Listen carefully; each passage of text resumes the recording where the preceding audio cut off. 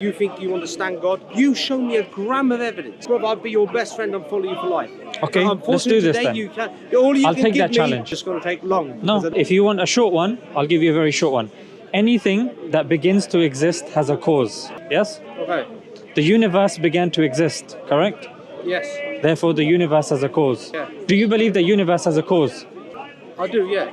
Okay, so that cause, would that cause come from within the universe or outside the universe? You're using the capability of a human mind that is not much different from a dolphin.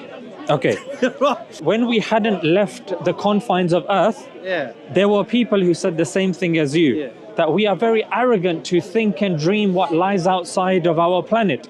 Now, if people called anybody arrogant, then we wouldn't have left the atmosphere and we wouldn't have realized that, we can actually go to the moon. Then we ventured further and we said, you know what, we could even go to Mars. So the point that I'm trying to say is that just because we're small, just because we're limited, doesn't mean that we cannot answer the unanswered question. So I can argue and posit to you that logically and rationally, we can derive whether it is that we have created ourselves, we have come from nothing, or there is an entity Yes. that created us. I fully agree.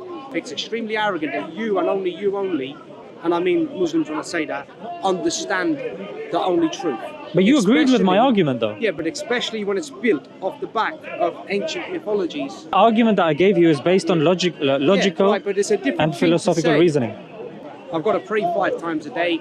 I have to do this and that and the other. And to me, it's comically laughable. The reason why it's comical and laughable to you is because you haven't, with respect, understood the arguments. Like if you're talking about us praying 5 times a day and that comes from the Quran, your question should have been, can you prove to me that the Quran comes from God? And now the onus is on me to prove if it indeed comes from God. And in order to do that, I will need to know your criteria and you will need to know my I've read it. criteria.